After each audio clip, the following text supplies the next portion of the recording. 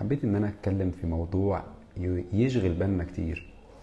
اوقات كتير احنا بنشوف نفسنا بدون اي سبب وبدون اي اسباب.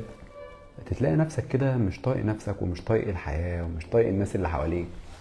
مش عارف انت محتاج ايه اصلا. انت شايف ان الحياة من حواليك قاسية، الحياة صعبة، اسئلة كتير عمالة تقولك وتعيد جواك ان انت مهروس في الحياة، ان انت تعبان في الدنيا، ان انت موجوع في الدنيا، ان انت مش عارف انت مسحول ولا رايح فين ولا جاي منين. الاسباب دي اللي انت بتقعد تتخيلها او توهم نفسك بيها او تقولها ما بينك وما بين نفسك بتسبب لك ألم نفسي داخلي، ويسبب لك كمان شعور بالوهم اكبر من الطبيعي. يعني لو انت عندك شعور بالوهم تجاه مشكلة معينة، المشكلة هتتفاقم عليك وهتكبر عليك اكبر من الحد الطبيعي.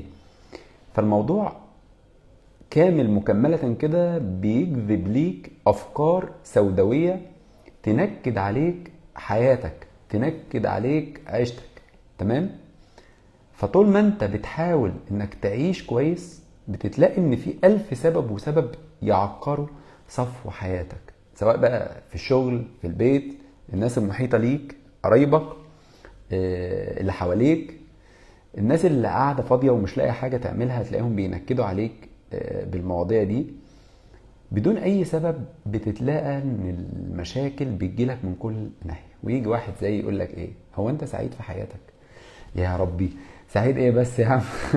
ده احنا الدنيا هرسانة.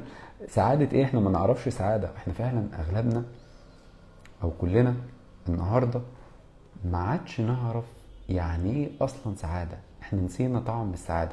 هي السعادة دي كانت ايه؟ هو احنا كنا نعرف حاجة اسمها سعادة؟ هو احنا بجد كنا سعداء في يوم من الايام؟ هو احنا في حاجة اصلا في حياتنا اسمها سعادة؟ اه، في حاجة اسمها سعادة. آه، الصوت مش متظبط. الصوت كويس يا جماعه؟ يا ريت الناس اللي دخلت معانا في اللايف تقول لنا بس الصوت، لو ما كانش هنغير المايك. لو كل الناس عندها مشكله الصوت بس تبلغنا.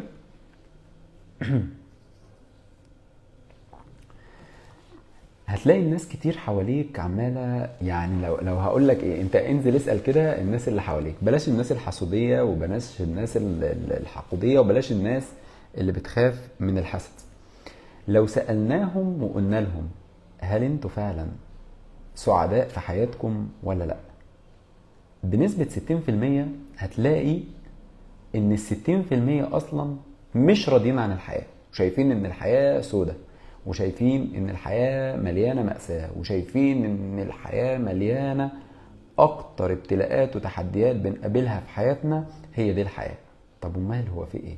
طب هل كلنا حاسين بده؟ طب وال40% التانيين حاسين بطعم السعادة؟ لا. ولا ال40% حاسين بطعم السعادة، ولا ال60% هم اصلا سعداء. طب امال هو الموضوع بيكون ماشي نسبي، ولا ماشي من خلال ابحاث، ولا من خلال دراسات، ولا هل الناس فعلا بتكون مش سعيدة وموهومة ان هي سعيدة؟ وهل الناس السعيدة موهومة ان هي مش سعيدة؟ يعني هل العلاقة اصلا علاقة تبادلية ولا علاقة قايمة ازاي؟ يعني احنا حاسبينها ازاي مع بعض؟ هفهمكم بقى الموضوع كله بيكون ماشي ازاي. اغلبنا تعود على وجود النعمة في حياته وشايف ان هي المصدر الدائم. النعمة دي قد تكون الصحة، وقد تكون الشغل، وقد تكون الأولاد، قد تكون الزوجة أو الزوج أو وجودهم، وقد تكون الشغل أو الدراسة، وقد تكون أبسط ما في إيدينا وإحنا لا نعرف غيابه هيفرق معانا أو لأ.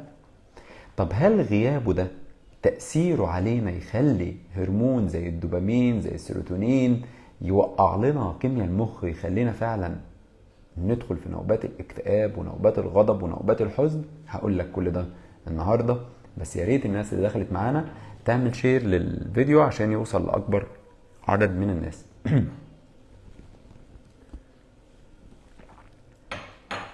الحقيقة بقى ان الموضوع يتمثل في 4 أجزاء ببساطة. ان الناس السعيدة هي الناس اللي بتقدر تعطي بدون مقابل، دي هتحس بطعم الحياة وقيمتهم في الحياة. الناس السعيدة هي اللي بتقدر تعيش في معية ربنا ورضا ربنا وكرم ربنا، والعلاقة اللي خلق من أجلها بيحطها في قلبه وماشي على الخط ده حتى لو ما بيقولش للناس. طيب الحاجة الثالثة، ان الناس السعيدة جواها فكرة كده اسمها السعي، وان انا عايش لغرض ما في الحياة. انا ما جيتش الدنيا هباء، انا ما جيتش الدنيا عشان اهري او عشان اتكلم او عشان ادوش الناس او احقد على الناس او اعمل بوتوكس او اعمل فيلر او العب رياضة او اذي حد او اظلم حد او اوجع حد او اراقب الناس او ادخل نفسي في مشاكل او ادخل نفسي في حوارات. الموضوع بيكون مجمل بيدور ناحية الغرض في وجودي في الحياة. انا غرضي ايه في حياتي؟ انا غرضي ايه في يومي؟ انا صاحي من يومي هعمل ايه النهاردة؟ انا هبدأ حياتي ازاي؟ الدماغ والكيمياء بتاعة المخ بتترتب على حسب ترتيب الباور اللي انت بتخزنه. عشان يعني واحد قايم من النوم عايز ينكد على مراته، الباور بتاعه كله قايم جاهز للخناق. واحدة عايزة تنكد على جوزها هتقوم من نومها عشان تعكنن على نفسها وتعكنن على الموجودين في البيت. فهنا هتقدر بعد كده تسمايل تضحك؟ مش هتقدر، لان هي اخدت كل الطاقة وكل مشاعر اللي هي قايمة بيها من نومها، استهلكتها بدري في الطريق الغلط. واذا استهلكت المشاعر بدري وفي الطريق الغلط هنجيب باور منين عشان نكمل؟ طب ايه اللي هيحصل بعد كده؟ هقول لكم ايه اللي هيحصل. اللي هيحصل ان تلاقي الناس اللي بتشتكي من عدم وجود السعادة ما عندهمش رغبة اصلا في فعل الشيء، ما عندهمش رغبة في ممارسة الحاجة اليومية بتاعتهم. هو مش حاسس ولا بطعم الحياة ولا حاسس بطعم الدنيا ولا حاسس بطعم الاكل ولا الخروجة ولا الفسحة، لان اوريدي هو بيوظف طاقته افكاره ومبادئه اللي قام بيها في يومه غلط، فبالتالي راح في الاتجاه الغلط. طيب هل ده بيترتب ازاي؟ هقولك. اللحظة اللي انت عايش فيها النهاردة واللي انت شايف فيها مشاكل وابتلاءات وتحديات ومحن والتزامات كتيرة ومسؤوليات، عشان الناس اللي عندها التزامات وديون واقساط وهموم وكل الحاجات دي كلها بتعكر صفو الحياة. لان لازم نكون واضحين وصروحين كده مع بعض، احنا جايين من الواقع وعايشين في الواقع.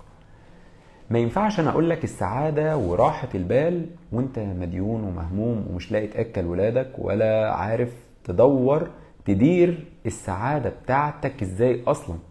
لان انت اوريدي عشان تكون سعيد انا لازم اطلع اديك عشان تسد ما عليك من هموم. الهموم اللي سببت لك اكتئاب وسببت لك غضب، عشان تسدد الاحتياجات اليومية المطلوبة منك ومسببة لك احباط، انت لازم حد يقوم معاك، يعني يساعد، حد يسند. طب ما فيش حد بيسند. المشكلة هنا بقى ان انت في ان حد بيسند، مش المشكلة في السبب. يعني دايما عندنا بنشوف ان المشاكل بتاعتنا بتكون مرتبطة مش بالموضوع قد ما مرتبطة بالسبب. يعني انا لما اقول لواحد خليك جانتي مع مراتك، طيب ما هي مراتي لازم تقدم لي حاجة يا دكتور عشان انا ابدأ اعمل. طب لو هي ما قدمتش انت مش هتكون راجل ليها مثلا؟ هو فكرة ان الانسان بيسعى للاخذ قبل العطاء عمره ما هيعيش سعيد.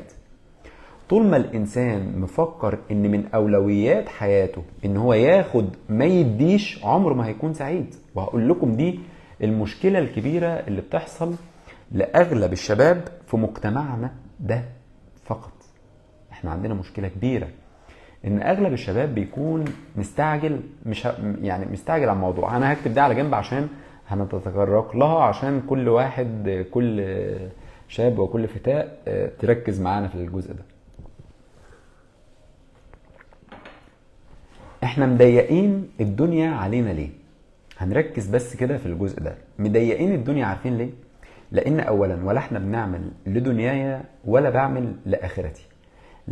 لو كل واحد ركز في فعل الشيء اللي هو بيصحى من النوم عليه هيبدأ يركز. وهفهمكم، هو انا مش لازم هقول لكم، يعني انا هحاول ان انا اهرب من المصطلحات العلمية النهاردة عشان الموضوع ده بيحتاج عامة الناس ان هي تركز فيه وتفهمه عشان ترتاح. فمش هقعد اكلكع لكم الموضوع زي ما احنا بنقول يعني بلغة العلم او بالحياة الاكاديمية. يعني احنا هنركز بس في الجزء ده ان انا اوظفه بالشكل اللي يليق بينا كلنا. يعني ايه لو كل واحد فينا سأل النهاردة ايه المشكلة بتاعتي النهاردة؟ المشكلة بتاعتي النهاردة ان انا صحيت من يومي اللحظة الحالية انا ما بصت لهاش، ولكن اشتكيت من اللحظة الحالية. نكتب بقى، والناس اللي عايزة تركز وتفهم اللايف ده النهاردة هيفيدهم، مع انه لايف بسيط جدا وسهل جدا، وكلنا قد يكون جوانا الكلمات دي ولكن مش هنعرف نصيغها بالطريقة اللي انا هقولها لكم وهبسطها عليكم.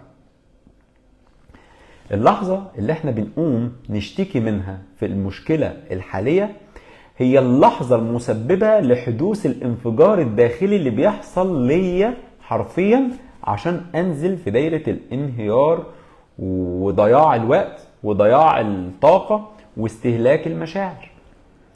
طيب السبب في ده انا ولا الناس؟ السبب في ده انا ما بقدرش ادير الباور اللي انا قايم بيه. انا معايا شوية بنزين في العربية، اخدهم واقعد الف بيهم مع اصحابي، هروح مشاوير ملهاش اي معنى ولا لها اي لازمة، امشي مشاوير طويلة مع ان ممكن اختصر الطريق.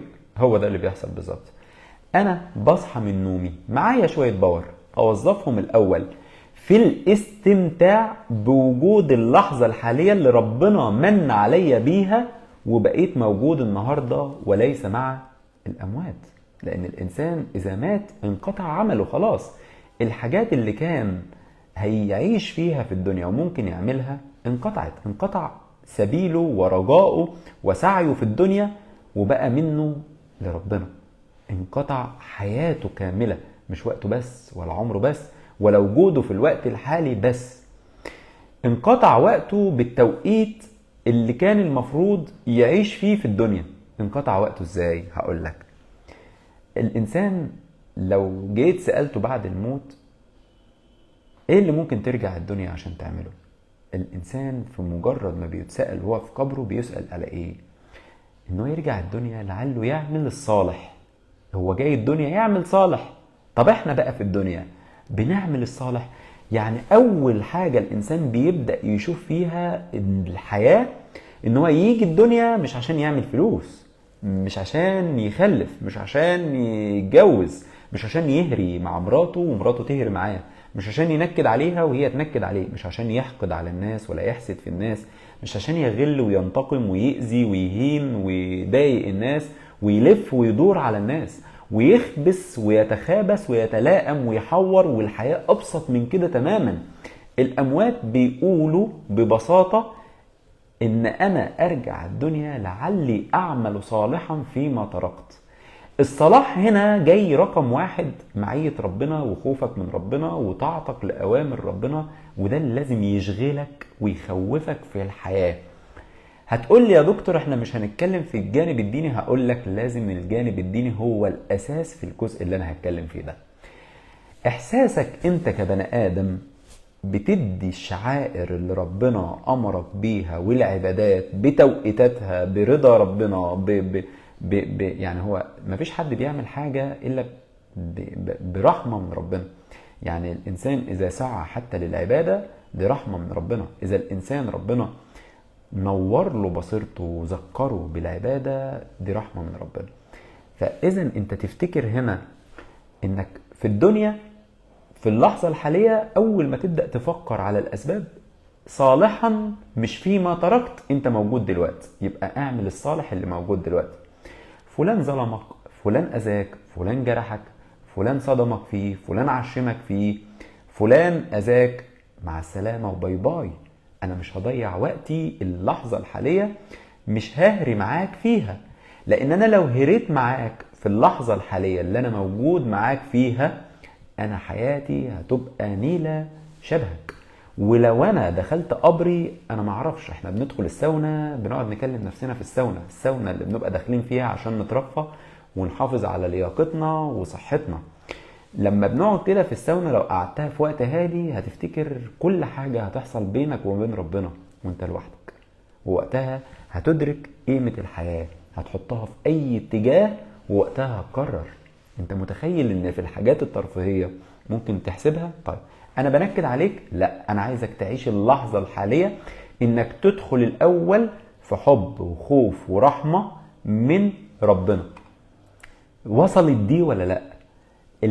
المفترض ان انت تتخيل سبب وجودك في الحياة وبعدين تفكر في سعيك في الحياة هيكون شكله عامل ازاي. ربنا قالها صريحة: وما خلقت الجن والإنس إلا وما خلقت الإنس والجن إلا ليعبدون. ليه؟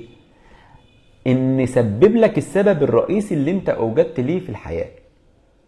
انت وجدت في الحياة فعليك بالطاعة والأساسيات اللي وكلت إليك. هل الحاجات دي هتديك فيدباك؟ طبعا هتديك فيدباك. انت لما بتبقى نفسك في حلة محشي، ولا نفسك في طبق ورق عنب، ولا شوية كوارع، ولا شوية سمك، ولا شوية لحمة، وتلاقيهم موجودين قدامك ومطبوخين طبخة حلوة واكلتيهم وملينا الكرش اللي ما بيشبعش، الكرش هنا مش هيحس برضا وهيحس براح. الله، كيمياء المخ ضربت. ما هو الانسان اللي بيشبع رغباته كيمياء المخ عنده هتتظبط باكله حلوه او بخروجه حلوه. طب لما هتسعى ان انت ترضي ربنا وتطيعه، قلبك هينور وهيطمن بوجود ربنا، وهتطمن ان انت في العنايه الالهيه الصح، وهتطمن ان انت في المكان الصح. انت مش مع بني ادم ولكن انت مع ربنا. واذا انت اوجدت نفسك مع ربنا كل حاجة في حياتك هتكون مرتاح فيها ومطمن. فاذا رضا ربنا عنك انت هتستشعره بقلبك وهتحس بهدوء نفسي داخلي.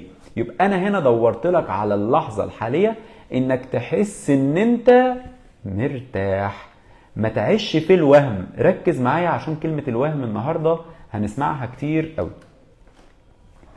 الوهم الحقيقي انك تخلق لنفسك اساسيات من الصعب عليك تحقيقها وتلزم نفسك بيها وتكون الزامية في حياتك وبعدين تشتكي. يعني ما تلزمش نفسك بالحاجات الصعبة، ما تلزمش نفسك بالحاجات اللي هتتنغص حياتكم وهتتعبكم، والسبب قد يكون بسيط قوي ان انا التزم في عبادة مع ربنا، في صدقة مع ربنا. ما هو انت لما هترجع وتتحاسب هترجع عايز تعمل الصالح. طيب لو انت عملت الصالح ايه اللي هيحصل؟ هترتاح. طيب ندخل في اللي وراه. انا موجود دلوقتي في الدنيا وعايز شكلي يبقى حلو. شكلك ومظهرك واناقتك وملبسك ومأكلك ومشربك عشان يبقى حلو لازم انت تكون اكلك حلو.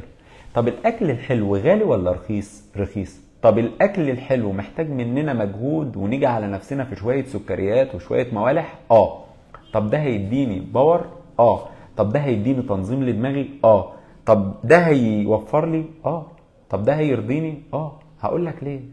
لان لو انت رحت عملت بوتكس وبعد كده الحاجات اللي بتكنسناها ديت بوظناها، هتتلاقي بقت اصبح لود علينا واستهلاك ان احنا نحافظ على شكل حضرتك من تاني.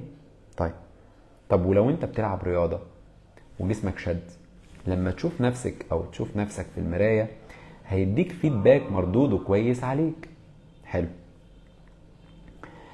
طب اذا يبقى انا في ايديا بعض الوظائف السهلة ان انا اعيش فيها بشكل بسيط بشكل راضي، ان انا رضيت ربنا ولعبت شوية رياضة، عملت شوية سكوت في البيت، تجنبت بعض المسببات اللي بتسبب لي المشاكل.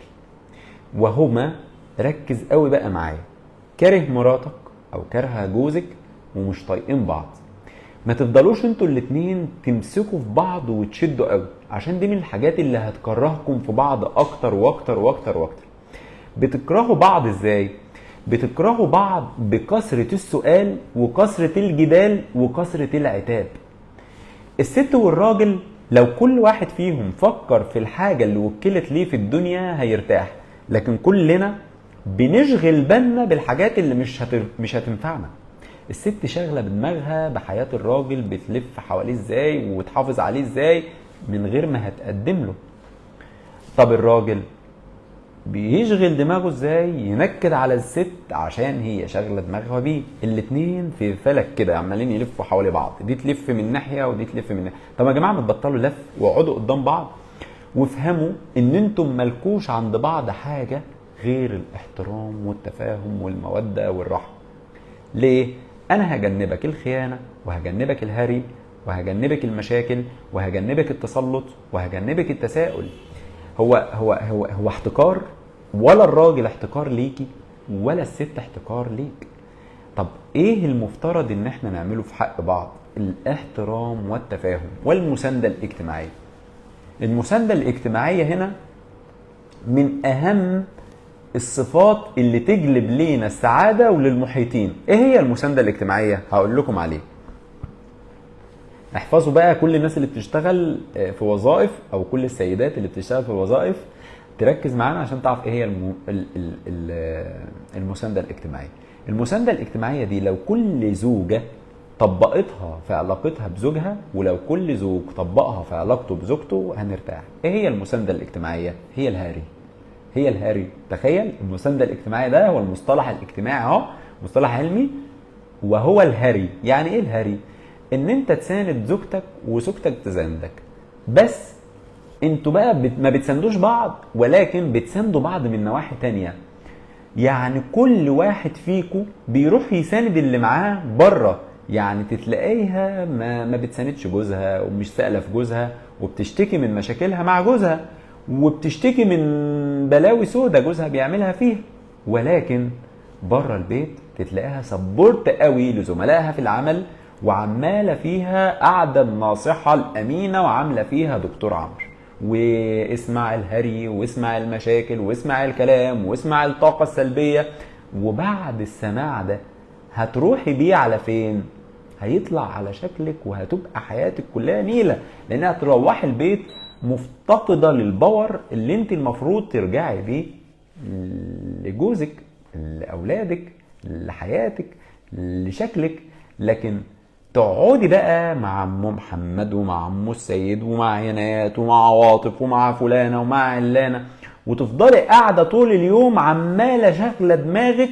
والله كمان مره انا كمتخصص وبقولها، ما في واحده قابلتها في حياتي بتسمع لمشاكل الناس الا وبيتها خربان.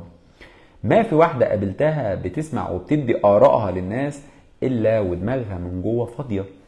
ما في واحدة شفتها بتحاول تساعد الناس وبتتريق على الناس وبتدي كومنتات للناس وبتدي آراء للناس وهي حياتها كلها طبلة.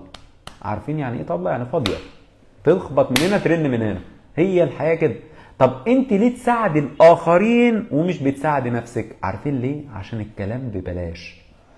طول ما الكلام ببلاش يبقى احنا ما عندناش هدف واحنا شخصيات هش. كل ما هو بيساعد الناس اللي مش مسؤولة منه شخصيته هش. انت متخيل؟ هتكتب لي دلوقتي وتقول لي يا دكتور جبر الخواطر. اجبر بخاطر الناس اللي تستحق الجبر، لكن الناس اللي تستحق الهري هم اكتر ناس هتأذيك وهتضرك فيما بعد. لو كل واحد عاقل الكلام اللي هيدخل في دماغ اللي قدامه هيكون سعيد. انا هكون سعيد ازاي يا جماعة؟ هأثر عليك المشوار. انا هأثر عليكم المشوار. ما تفكرش تبقى حنين مع الناس اللي بره دايرتك، عشان ولا حد هيرضى عنك ولا حد هيفتكر لك ولا حد هيفرح لك ولا حد هيتمنى لك ولا حد هيساعدك اكتر من نفسك ودايرتك. لما بتعيا كله بيجي يزورك وكلهم ضيوف ده ان زاروك. طب ولما بتتعب بجد مين اكتر الناس بتشيلك؟ زوجتك او زوجك او اولادكم. تمام؟ طب الناس المحيطة هي ناس للآراء، ولذلك انا لا اسمع ولا ارى ولا اتكلم في الجماعة أثناء المرض وأثناء الابتلاء. أتعلم من مسببات السعادة بقى اللي عايز يركز بقى من بعد ما ادينا الشوط الحلو بقى، من اللي جاي هو التقيل. من مسببات السعادة أنا اديتكم دايرة الأول واسعة كده يعني عشان نفهم الموضوع هيمشي ازاي، لكن دلوقتي بقى هبدأ الاستبات. من مسببات السعادة ان انت لا تسمع ولا ترى ولا تشوف اي حاجة بره دايرتك اللي بتتحرك فيها. بمعنى خليك مركز في احتياجك واحتياج اللي منك اللي هتتحاسب عليه. حلو. فيما دون ذلك هري وتضييع للوقت وحاجات كلها غلط في غلط. لما تفكر تشتري هدوم اشتريها لنفسك، لما تفكر تاكل هاته على مقاسك وهاته على حسب بطنك هترتاح فيه. لما تفكر تعمل حاجة اعملها بمنظرك ومظهرك اللي يرضيك مش يرضي غيرك. يا جماعة نركز قوي بقى بصفتي كمتخصص في الجزء اللي هيتقال ده، عشان بقى ايه التكات كلها جاية دلوقتي، واللي مش مركز يعمل شير عشان يركز ويدخل غيره. من خلاصة تجارب في الحياة وانا بخبرتي القليلة، ما قابلت 2 كابلز الا كانوا منافقين وكانوا هريين، وكان كل واحد فيهم عايز نيدز من التاني ملوش علاقة ببعض. يعني اذا سألت 2 بيقولوا لي احنا هبوا بعض، هما مش بيهبوا بعض، هما بيهبوا احتياجات بعض. مفيش حد في الزمن او الفترة الزمنية اللي احنا بنعيشها دي من اقصى انواع التوقيتات علينا كمتخصصين ان احنا نقول حاجة زي كده. يعني كله بيفكر في نفسه وفي مادياته وفي احتياجاته دونا عن الاخر. كله بيكذب، كله بيتجمل، وكله بينافق، وكله بيضحك ضحكة خبيثة صفرة لئيمة. وللأسف أنا بقول لكم الكلام ده لأن ده الواقع. هتقولي لي صاحبتي حبيبتي جوزي روحي نيلة، كل الكلام ده مش حقيقي.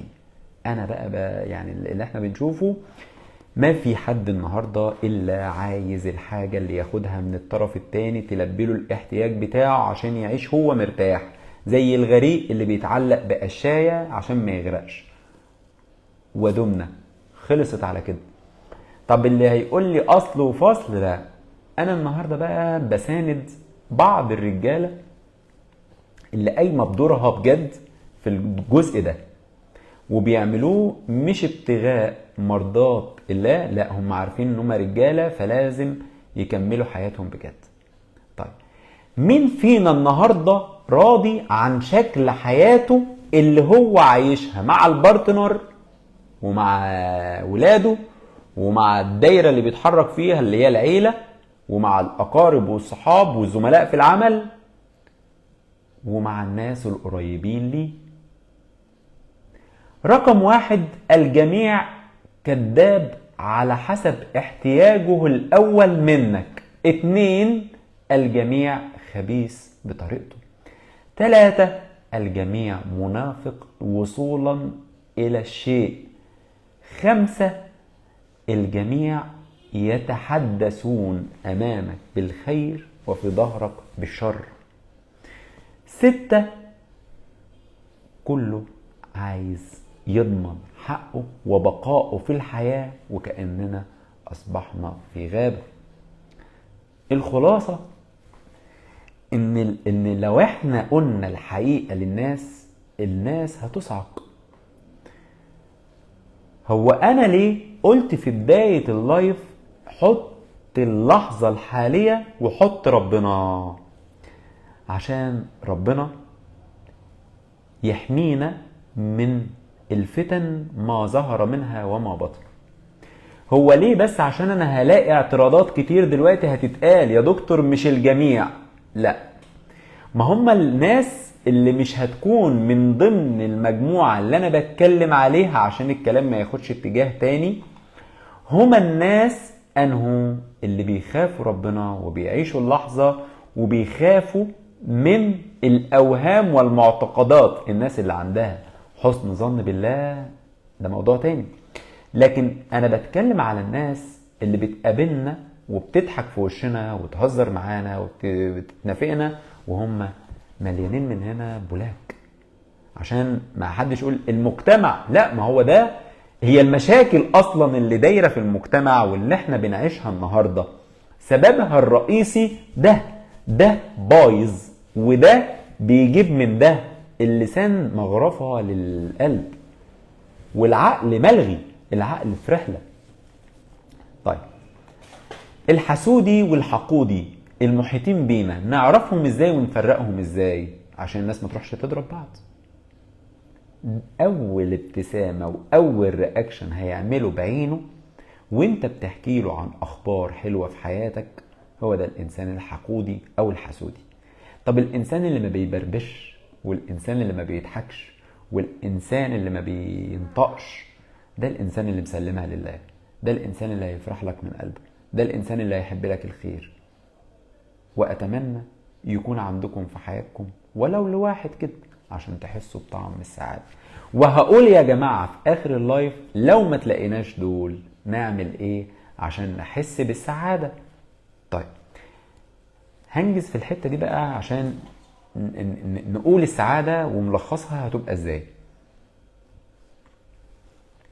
انا قلت في الرقم 1 اعرف اللحظة الحالية اللي انت موجود فيها عشان تكون سعيد. اعرف انت عايز ايه من نفسك. اول ما تصحى من نومك شوف كلامك اللي هيتقال من على لسانك وفكر فيه كويس قوي عشان هو ده اللي هيبني يومك شكله عامل ازاي. يومك ترتيبك ليه وتنفيذك للحاجات اللي هتعملها من اول ما هتصحى هو ده شكل يومك. ضحكت، امتنيت، هزرت، دعيت ربنا، عملت حاجة كويسة بينك وما بين ربنا، ده هيكون شكل يومك. النية طين، يومك طين. بس يومك حلو خلاص انت حلو. صلحت هنا يومك هيبقى زي الفل. طيب فلانة اتصلت، فلان اتصل، هري وكلام ملوش اي لازمة سد ودانك عنه. خلي فيه نوايا يا جماعة لحياتكم في كل شيء. تجنبوا الناس السيئين في حياتكم. مش حاجه صعبه ان انا اقول لك تجنب الناس السيئه، لان انا مش هشاور لك على الناس السيئه واقول لك دول سيئين. انت اعقلها وشوف مين اللي يستحق انك تكون جنبه.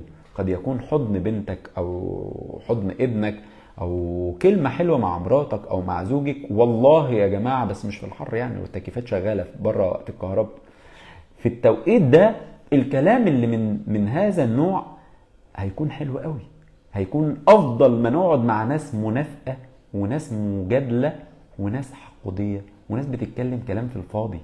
والله انت اقول ايه بس يعني الكلام اللي انا هينفع اقوله مش هينفع. هو المهم ان احنا بنضحك على بعض وبننافق بعض وما بنقولش الحقيقه، لان انت لو قلت الحقيقه هتكون منبوذ وهتكون عدو وانتوا عايزين تعيشوا واحنا عايزين نعيش. يعني ايه؟ يعني ما ينفعش لازم نضحك في وش بعض ولازم نبتسم في وش بعض، لكن اللي قدامي نيته سودة ليا. ما انا لو ما ضحكتلوش وما جاملتوش هتبقى قاعده منيله على دماغي. طب انا اعمل ايه؟ ما اقعدش في القعده، خلاص قضي الامر، ما اقعدش في القعده. ونعرف كمان ان انت ما تراقبش حد. من راقب الناس مات هما وغما. تتلاقي دايما الحقودي والحسودي حياته كلها فقر، معاه فلوس او معهوش فلوس هو فقر. النكد والقرف بيجروا وراه بس هو ما بيصرحش بيه الا اذا انت اشتكيت او اذا انت امتنيت او اذا انت قلت انا جبت نيله. هو كده، هو ده الانسان الحسودي والانسان الهم. انا دلوقتي عايز اعيش سعيد. ركز بقى وخد الروشتة النهائية لان انت تعيش سعيد. عيش اللحظة الحالية اللي انت فيها واستمتع بيها على قد ما تقدر. 2 يومك على حسب بدايته هتكون نهايته. خوفك وحبك ورضا ربنا عليك بينور القلب وبيطمنك ان انت في عناية الهية. هدفك في الحياة وسعيك فيها هيسبب لك سعادة. ممارسة نشاطات عقلية بدماغك هتدربك وتمرنك على رؤية واستبصار الناس. من الاخر كده ما تقعدش مع الناس المنافقه عشان ما تبقاش شبههم، ما تقعدش مع الناس اللي بتحقد وانت عارف. ما تعاتبش حد، العتاب واللوم والتبرير اعتبروه مرض. ما تتكلمش مع حد، كل واحد بيشوفك بطبعه وبعينه هو وبأفكاره هو. لو انت مؤمن بأفكاره ومؤمن بعاداته وبتقاليده وبدماغه، بص على حياته. لو حياته حلوة يبقى رأيه فيك صح، لو حياته نيلة يبقى رأيه فيك غلط. لكن كل واحد هيشوفني بمنظر على حسب معتقده هو، على حسب أفكاره هو، على حسب مبادئه هو. أنا مقتنع بكلامه ولا مقتنع برأيي ومقتنع بشخصيتي ومقتنع بشكل حياتي؟ مفيش حد بيشوفك غير بالنضارة بتاعته. النضارة بتاعته مليانة سواد وغل وحقد، وده الأغلبية النهاردة للأسف في المجتمع. بيشوفك من الزاوية بتاعته، فانت هتسمع للهري بتاعه هتعيش كئيب، هتدخل معاه في دايرة عتابات ونقاشات. طاقتك الإيجابية اللي ربنا بيمدها لك كل يوم عشان تكمل في حياتك هيسلبها منك بالعتاب وكثرة السؤال. كثرة السؤال هنا وكثرة الجدال هنا مهلكة ومدمرة للأعصاب ومدمرة لحياتكم. واحد بيشتكي وواحدة بتشتكي من مفيش طعم للحياة، عشان نوايانا يا جماعة بايظة. احنا نوايانا بايظة، احنا نوايانا بايظة. ازاي هنحس بطعم السعادة؟ احنا بنغل وبنحقد وبننافق وبنحسد وعارفين كده ماشيين مش لاقيين حاجة نعملها، فبنرازف بعض، بنضايق بعض، بنعمل مشاكل مع بعض بدون فايدة. مفيش حد نيته سالكة والله العظيم يا جماعة. انتوا لو السالك هو اللي هيحس بطعم السعادة، مفيش بقى علم ومفيش تعليم بقى. السالك اللي بيكون سالك ده هيحس بطعم السعادة حتى لو الحياة بتاعته ضيقة، حتى لو مش لاقي ياكل، حتى لو هو يعني عنده مشاكل وهموم الدنيا. الرسول صلى الله عليه وسلم مهما كانت أحزاننا ومهما كانت همومنا كان جبل، وكان بيشيل من الهموم. ما كنتش تشوفه غير راضي ومبتسم بقضاء الله وقدره. ليه؟ كان جواه رضا وطمأنينة وسعادة ونوايا خير للأمة كلها اللي لسه هتيجي، مش اللي موجودة كمان دلوقتي. فهنا جزء مهم جدا انك تكون نواياك انت طيبة للآخرين، هتحس بسعادة. زي ما انا قلت في البداية عشان الناس اللي ما حضرتش، قدر العطاء بتاعك للي قدامك مردوده عليك كبير. انك تعطي على قد ما تقدر، ادي وساعد. يعني الحاجة اللي انتم محرومين منها اعطوا منها. محروم من المال اعط من المال، محروم من الطعام اعط من الطعام، محروم من السعادة. ركز معايا وانا هقول لك لعبة بسيطة. محروم من السعادة، ما بتحسش بطعم السعادة. ليه مش بتحس بطعم السعادة؟ اقول لك ليه. جربت في مرة تمشي في الشارع تبص في وش حد وبتبتسم وتقول له سلام عليكم ويومك جميل ربنا يفتح عليك، حتى لو الناس قالت عليك اهبل ولا مجنون اعمل كده، جرب وشوف الفيدباك بتاعها، شوف المردود بتاعها هيكون ايه. خلي انت النية الحلوة تطلع من جواك. ما تخافش من اي حد وانت داخل عليه او انت ماشي عليه وانت بتقول سلام عليكم. مش نفضل ماشيين في الشارع يا جماعه نأذي بعض ونتخانق مع بعض ونتلاقي الناس اللي سايقه العربيات والله هيطلعوا من الشباك يموتوا بعض. ايه ده؟ هنحس بسعاده ازاي واحنا اصلا مش بنقابل بعض غير بالشر وبالانتقام؟ شعور الانتقام وشعور الغضب وشعور العدوانيه اللي جوانا هتكون سعيد ازاي؟ انت هتكون نيله. واحد نيته من جوه ان هو دايما ياخد حقه او يدافع عن حقه او يثبت ان هو صح، هيعيش سعيد ازاي؟ ده مش هيعيش سعيد. انت هتعيش سعيد لما تكون عارف اللي ليك واللي عليك وتبدأ بنفسك. ما تستناش اللي قدامك يبدأ. عملت اللي قدامك بدل مرة 10 ان تبقى انت كويس في حقه وهو مصر ان هو وحش، اعتبر من الناس دي ان هم غير المغضوب عليك، ملناش دعوه بيهم بقى خلاص. انا حاولت ان انا اقدم للي قدامي كلام حلو وكلام لطيف وتنازلت عن حقي اكتر من مرة. ما انا مش هسيب نفسي ضايع، مش هفضل كل مرة اقول معلش، مش هفضل كل مرة اقول لك اتحملهم. ما انا ولا مجبر، انا مش عايزك تبقى مجبر تساير الناس اللي حواليك في الاخطاء بتاعتها. لا، الباب اللي يجي لك منه الريح سده واستريح، هتبقى سعيد. الباب اللي هيجي لك منه المشاكل انا راجل ضعيف، مع السلامه.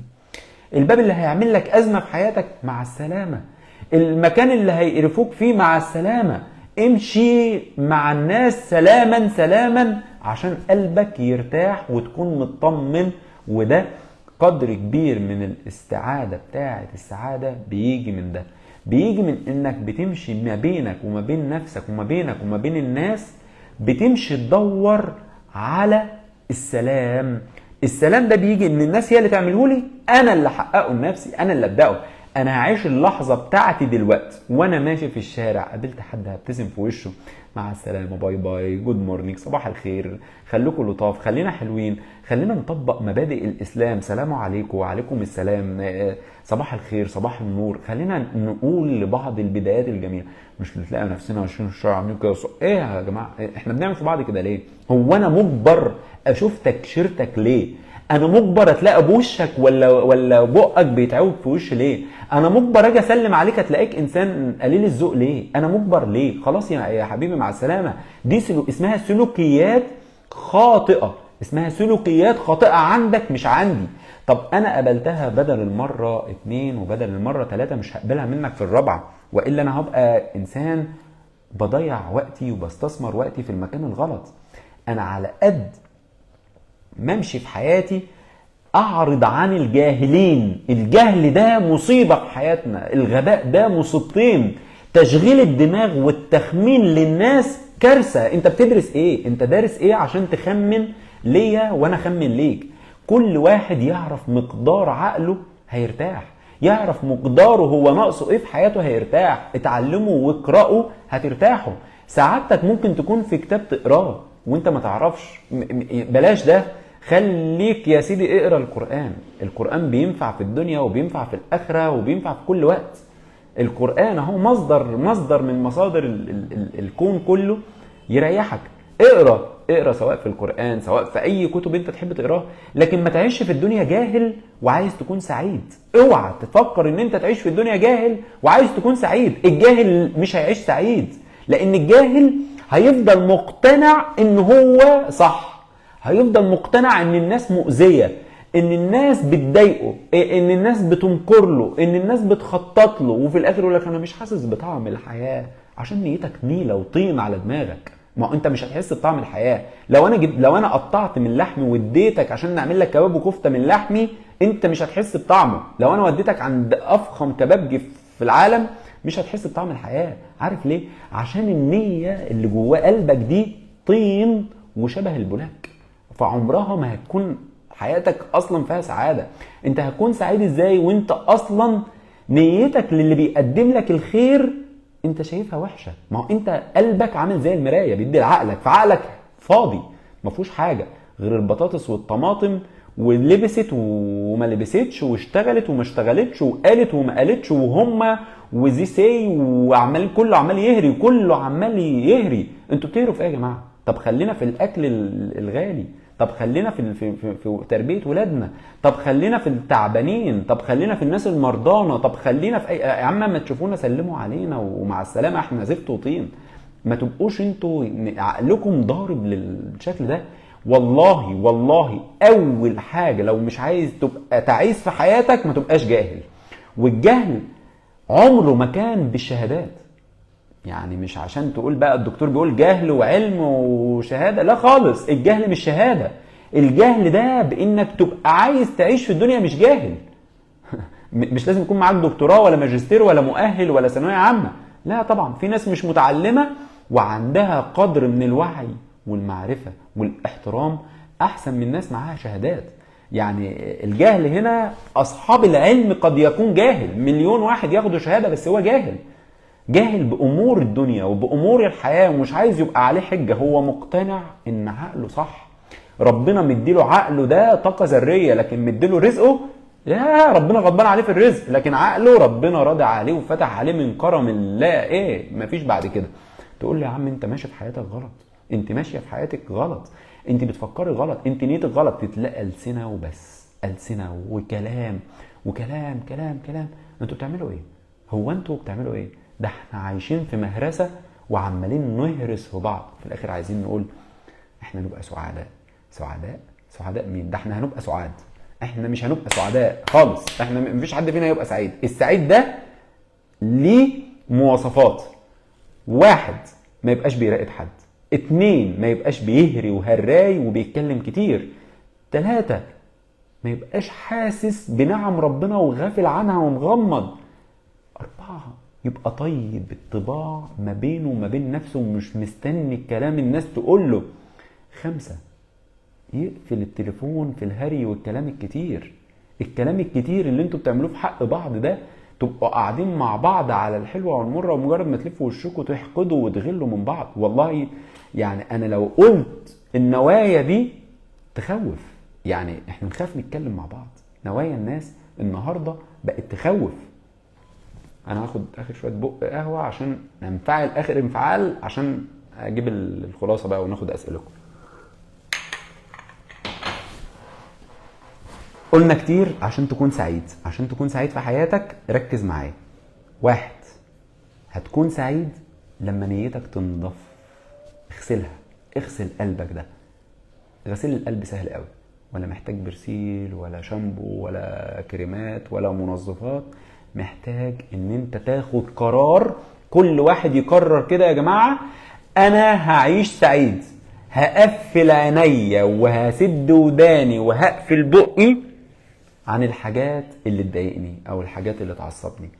ما تحاولش ان انت تعرف تفاصيل كتير حواليك. انا لو قعدت اقول لك اسباب من هنا للصبح مش هنخلص عشان تعيش سعيد. بس صدقوني عشان تعيش سعيد كل حاجة احنا عايشين فيها في حياتنا لو عملنا عكسها هنكون سعداء. لو غيرنا الناس اللي في حياتنا هنكون سعداء. لو بعدنا عن الناس اللي حوالينا هنكون سعداء. لو بطلنا ناكل هنكون سعداء. لو بطلنا نهري هنكون سعداء. يعني كل حاجة في حياتنا هنكون سعداء. لكن التركيز على الامر هنا، انا بركز ازاي؟ انا مش عارف اختار إيه. ابدا منين؟ هبدا منين يا دكتور؟ انا كده تهت. لا، انا هقول لك. انا ببساطه انا ممكن اوفر عليك الموضوع عشان الناس اللي لسه داخل. غرب للناس اللي حواليك، وفر مجهودك في النصح والارشاد للناس، نظف نيتك، خلي نيتك دايما طيبه كده للناس اللي حواليك. اللي يقول لك في وشك حاجه وحشه تزعلك وانت عايز تعاتبه وباقي عليه، اوكي. طب انتش عايز تعاتبه، خلاص طنش. طب هتستفاد حاجه بالعتاب؟ لا، يبقى خلاص. على قد ما تقدر حط ليك هدف في الحياه، واولهم تكون بتتعلم. ابدا يومك بطاقتك انت مش بطاقه غيرك، ولا تفكر لحد ولا تخطط لحد. اللي عنده اي سؤال يتفضل يا جماعه، وانا معاكم. اخد معاكم 5 دقايق كمان للاسئله عشان نختم اللقاء. في حد كان كاتب هنا سؤال الحق ارد عليه بسرعه ولا اللي معاه اسئله يلا يتفضل؟ والله يا دكتور غسلته بالديتول والفلاش وقلبي، بس ناس شريره ومقضي يوم ظنيت بناس سوء ولا زيت احد كثير غزلونا وغربلت وصفتهم، ومشكلتي اسمع كتير. لا، طاقتنا بتستهلك غلط في السماع لمشاكل الآخرين وانتقادات الآخرين. يا جماعة أنا وحش، أنا هتعامل مع الناس على إن أنا وحش. خلينا نتعامل بالمبدأ ده. أنا هتعامل مع الناس على إن أنا وحش، بس مش عايز بقى كل ما حد يشوفني يقول أنت وحش ووحش ووحش وميلة مش عايزين. اللي يقول لكم أخطاء كتير في حياتكم ويصعب عليكم الدنيا، ما يعني ده بجد يعني هي مش ناقصه حد من الناس اللي حوالينا يصعبها علينا. ما تصعبهاش علينا وهي ممكن تكون سهله. ده الحياه في لحظه تروح من حياه الانسان. فربنا يوفقك. حاولي ان انت ما تسمعيش للاخرين. دكتور عايزين محاضرات او كورسات الفتره اللي جايه ان شاء الله يا جماعه. هنعلن عن المحاضرات الاونلاين والكورسات ان شاء الله اللي هتكون متاحه، وهنعلن عن ورك شوب كويسه جدا ان شاء الله هتفيد الناس في بورسعيد وفي القاهره ان شاء الله. يعني دعواتكم كده بالتيسير. هنعمل لكم حاجات كتير قوي عشان الناس اللي معانا ومؤمنة باللي احنا بنقدمه هتستفاد، والناس اللي بتخبث علينا. بصراحة يعني انا لا اعتني باي حد بيخبث ولا يمكر، لان مكر ربنا اعظم مكر. فمين اللي هيمكر واحنا معانا ربنا؟ ده رقم 1. رقم 2 بمناسبة السؤال بتاع الكورسات، من اصعب الحاجات كنت عايز اقول دي في اللايف عقبال ما ارجع لكم تاني في الجزء ده. الشباب يا جماعه اسمعوا بس الحته دي وانا هقولها. الكورسات هتكون اونلاين ان شاء الله. انا عايز اقول حاجه مهمه قوي. الشباب، اغلب الشباب عندنا مشكله جدا، سواء البنات او الشباب، بيتعلموا اللقم والخبز من بعض اللي مش هيوصلهم لحاجه. بيتعلموا المكر واللف والدوران ومش بيوصل لحاجه.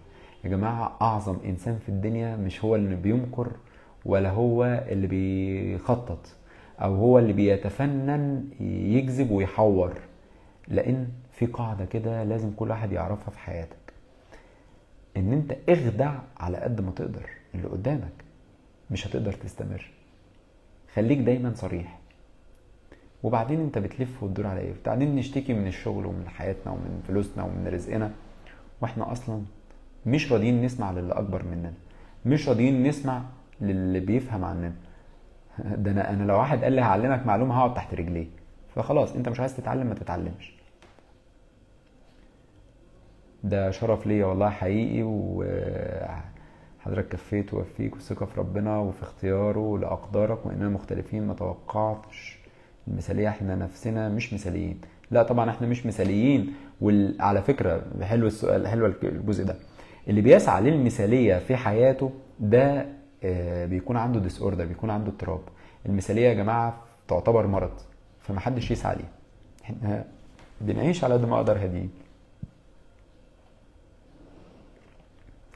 مفيش غير جوزي في حياتي ومش شايفه اي حد له تاثير، هو لاغي الكل بعمايله. الغيه يا دكتور. ده بقى في فيديوهات بتعلم ازاي تكون بالتلاعب بالعقل وعليها اقبال. طبعا ما هي دي مصيبه. ما هي مصيبه ان احنا نقعد نتعلم للافكار الشيطانيه. فكل واحد، ما هي دي من الفتن يا جماعه. احنا قاعدين نقول هي الفتن هتحصل امتى؟ اصل احنا عايشين في زمن يا رب نموت قبل الفتن. ما احنا عايشين في زمن الفتن. انت كل واحد قدامه فتنه وهو يحافظ بيها بمبادئه وافكاره واتجاهاته. انا شايف ان في فيديوهات بتقول لي ازاي اتلاعب بالعقول وازاي اتلاعب بالناس. اتلاعب بالناس ليه؟ انا هستفاد ايه؟ ما تروح اتعلم شغلانه تجيب لك فلوس، ولا اتعامل شغلانه. يا جماعه انا ما شفتش حد بيفكر بالتفكير السوداوي حياته عدله.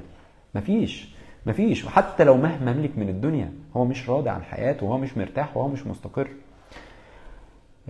في سؤال تاني بيقول حضرتك بتقول اننا نبقى لطاف مع الناس المؤذيه مع اللطف ده، وانا قلبي بيوجعني كده. مفيش توازن. ازاي يعني؟ انا قلت ان احنا نبقى لطاف مع الناس المؤذيه؟ انا قلت ما نقعدش مع الناس المؤذيه ولا نتعامل معاهم اصلا. انا قلت نبقى لطاف مع الناس اللي ما نعرفهاش. يعني في مثل كده اجنبي بيقول لك كن ودودا ولا تكن لطيفا. يعني كن بتتعامل بلطف وبتتعامل بود من غير ما تقرب قوي. يعني دي الناس اللي نعملهم كده معامله سطحيه. نمشي في الشارع نعمل ناس جود مورنينج، صباح الخير، ثانك يو، شكرا، مع السلامه، باي باي، اشوفكم على خير. ناس ما نعرفهاش. لكن الناس اللي نعرفهم دول كلهم عايزين يتحطوا في منخل ونقعد نغربل فيه. انا ازاي اتعامل مع الناس المؤذيه بلطف؟ الناس المؤذيه ده اصلا ما اتعاملش معاها اصلا. الناس المؤذيه ممنوع التعامل معاهم نهائي خالص. هم مؤذيين، ربنا يصلح حالهم بعيد عننا. مش هتعامل معاهم ولا بلطف ولا غير لطف. لان انا تنازلت بدل المره 2 و3. ده اللي انا قلته في الجزئيه دي. انا تنازلت بدل المره 2 و3، وهم مصرين على نواياهم الزفت ونواياهم السودة ونواياهم النيله. طب هم خلاص همشي في الاتجاه ده ليه؟ اعتبروا ان الاتجاه ده الطريق الغلط. امشي فيه ليه؟ انا ادور على الصحبه الكويسه، ادور على طريق السعاده. من جاور السعيد يسعد. مش قصدي كده بقول ان اللطف ده بيخلي الناس تبقى مؤذيه علينا. لا، ما هم ناس ما تعرفناش. انا بتكلم ان اللطف يا جماعه، اما بقول للناس نتعامل مع لطف، يعني انا منزل السوبر ماركت مش لازم اكشر في وشه واعمل فيها دكتور واكلمه من تحت النضاره وبتاع. لا خالص. اقعد اهزر مع الناس واقول له ازيك، عامل ايه، واخبارك، وانت عامل ايه نيله النهارده، واخبارك طين كده. اقعد اهزر واضحك. مش لازم اعمل فيها محسن بيه وعمرو بيه وسعاد هانم وتوتو هانم. كلكم بتزيفوا الواقع. والله اللي معاه فلوس واللي معهوش فلوس بشوفهم بيتعاملوا معاملات في السوبر ماركت، يعني بيتعامل مع البياع ده على انه يعني تحت رحمته. لا يا حبيبي، هي مش من الاتيكيت ان انت تتخن صوتك ولا تعملي فيها هانم، ولا اتيكيت ولا ترفعي صوتك ولا كده. كلكم في الاخر اللي معاه واللي معهوش، روحوا شوفوا الناس اللي معاها بجد وشبعانه بجد بتتعامل بكل لطف وبكل ذوق وعندهم اتيكيت واحترام. ودي ولا كاريزما ولا حاجه، دي طين. ده اصلا يعني تخيلي ان انت بتتعاملي مع واحد بيقدم لك حته جبنه ولا سندوتش ولا لقمه، بتتعاملي معاه عشان انت دافعه فلوس ان انت اشتريتيه بالمحل، وانت اصلا معكيش الا الفلوس اللي انت داخله تجيبي بيها السندوتش. فانت بتتنططي على ايه؟ مش فاهم. طب افرض هو اداهولك، هو مديهولك كده نيته من جوه زعلان ومكسور ان انت احرجتيه او هنتيه او اتكلمت معاه بطريقه مش كويسه، فطاقته اللي مش كويسه او نيته اللي مش كويسه ليكي دي خليتك بت في المستشفى، وكلكم بتاكلوا من الشارع، وكلكم بتشتروا من بره، وكلكم بتاكلوا اكل غير هيلسي، وكلكم بتاكلوا خشوا يا جماعه السوبر ماركت. والله انا اعرف واحد بتاع سوبر ماركت انا بيصعب عليا، انا بشوفه تلاقيه مكتئب، فكل ما اشوفه اقعد اهزر معاه وهو يعني عامل كده. طب ليه يا عم؟ في ايه؟ الحياه بسيطه، الحياه بسيطه، مشي الدنيا، مشي الدنيا.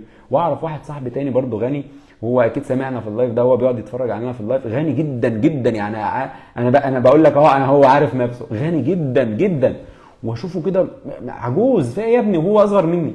في ايه يا ابني شايل هم كده ليه يا ابني؟ ده انت معاك ملايين في البنك وبتاع. وبقعد اقول له كده في وشه، يعني هو الوقت فاته بيضحك، فافضل اقول يا ابني انت شايل الهم كده ليه يا ابني؟ يخرب بيت دماغك، انت عامل كده في نفسك ليه؟ ده الحياه بسيطه. هو شايف الفقر قدام عينيه، هو مهما ملك من الدنيا هو شايف ان حياته دي فقر.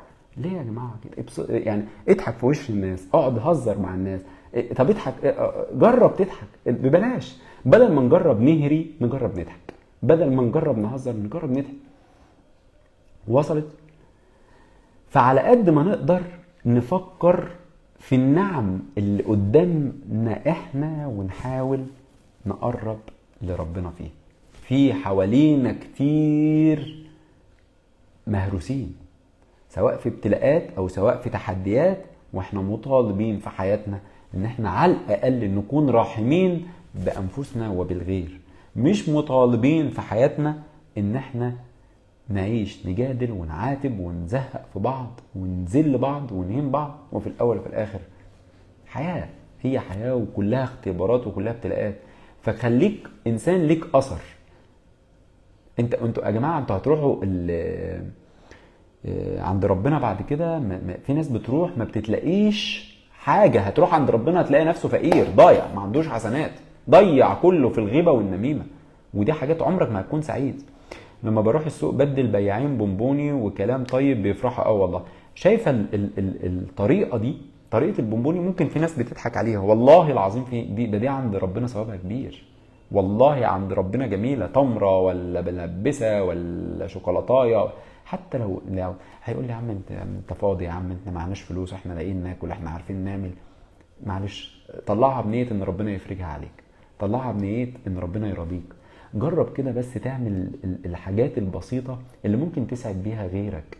الإطعام، حتى لو انت النهاردة هتيجي على نفسك وما تاكلش، والله هتحس بطعم السعادة. جرب ان انت تنفق من الحاجة اللي ربنا قدر عليك فيها الرزق. لكن احنا بنحسبها ازاي؟ احنا بنحسبها بالمشقلب. احنا بنحسبها ان انا عايز، احنا عايزين. طول ما انت عايز الدنيا ما بتديش عايز، الدنيا ما بتديش محتاج. وصلت؟ رحم الله عبدا سمحا اذا باع واذا اشترى. الله يفتح عليك يا استاذ ياسر. لو في اي حد كتب لي سؤال، انا مبسوط ان احنا اتكلمنا النهارده في لايف خفيف كده، لايف بسيط. اللي عايز يعيش سعيد في حياته، هي الفلوس كل حاجه. طبعا سيبكم بقى من الهري اللي احنا قلناه، كل اللي احنا قلناه بقى في اللايف ده كله هري. اهم حاجه في حياتكم الفلوس. اعملوا فلوس عشان تبقوا سعداء، اشتغلوا وحطوا لكم هدف في حياتكم عشان تسعوا من اجله. لان طول ما انت بتحاول تكسب وتشتغل وتكبر وتعمل حاجة لنفسك في حياتك، اذا انت حققت ذاتك هتعيش انسان حقيقي راضي عن حياتك. السعادة على قد ما هي في الفلوس، على قد ما هي في النجاح، على قد ما هي في كل حاجة، هي السعادة في الفلوس. واللايف ده كله في الاخر بعد اللي انا قلته ده كله هي السعاده في الفلوس. فسيبونا من كل الهري ده. يعني لو انتوا اي حد مكتئب ومعاه فلوس يجي لي وانا هخليه سعيد، انا هقول له عندي لك خطه حلوه. فسيبوكوا بقى من كل الهري ده. يعني كل اللي احنا عمالين نعمله ده هي السعاده في الفلوس. بس كده. يلا، ده ميك سنس يعني، ده اللي هو توسم اب يعني زي ما بنقول يعني. وصلت؟ بس فهنقعد بقى نقول بقى اصل تلعب رياضة وتبتسموا في وش بعض وتعملوا كل الهري ده؟ لا. هنعمل ايه في الديانة؟ هنعمل ايه في الالتزامات اللي ورانا؟ هنحل مشاكل حياتنا ازاي؟ احنا عايزين فلوس. هندفع الحاجات اللي ورانا منين؟ هنأكل ولادنا منين فلوس؟ فهو كل الموضوع في الفلوس. يا رب دايما ربنا يكتب لكم الخير، ويا رب دايما ربنا يكرمكم، واي ابتلاء في حياتكم ربنا يقدر لكم بيه الخير، او انتم تحسبوه ان هو شر لكم. لازم نقرب فيه لربنا. ادعوا ربكم تضرعا وخيفة. لازم على قد ما نقدر في التوقيتات اللي احنا فيها في حياتنا دي بجد والله، بصوا للنعم اللي في ايديكم وغيركم محروم منها. بصوا لوقتكم وعمركم. بصوا لأقرب الناس ليكم هم أولادكم وأخواتكم لو هم كويسين في حقكم. بصوا لأمهاتكم وأزواجكم. شوفوا النعم، ما تتفرقوش على قد ما تقدروا. جربوا ان انتوا حتى تتواصلوا مع بعض كده بشكل بسيط. اعطوا من الحاجات اللي ربنا قدر عليكم فيها الرزق. اعطوا، قدموا على قد ما تقدروا لعمركم ولوقتكم، والقبل كل ده قدموا لربنا. على قد ما تقدروا عيشوا كل لحظة في حياتكم كأنها آخر لحظة. اعمل لدنياك كأنك تعيش أبدا، واعمل لآخرتك كأنك تموت غدا. هي دي خلاصة الحياة. واللي مخنوق في حياته عليه بالقرآن، واللي عايز حياته تنور عليه بالقرآن، واللي عايز الدنيا عليه بالقرآن، واللي عايز الرزق عليه بالقرآن، واللي عايز البركة في حياته بالقرآن، واللي عايز يطمن وقت الابتلاء عليه بالقرآن، واللي عايز الآخرة عليه بالقرآن، واللي عايز ينجو من عذاب ربنا عليه بالقرآن، واللي عايز يستغفر ويتوب على أي حاجة عملها في حياته عليه بالقرآن، واللي عايز يطمن دايما بالقرآن. اللهم اجعل القرآن العظيم ربيع قلوبنا وجلاء همومنا وأحزاننا. أشوفكم على خير وتصبحوا على خير وإلى اللقاء. شكرا.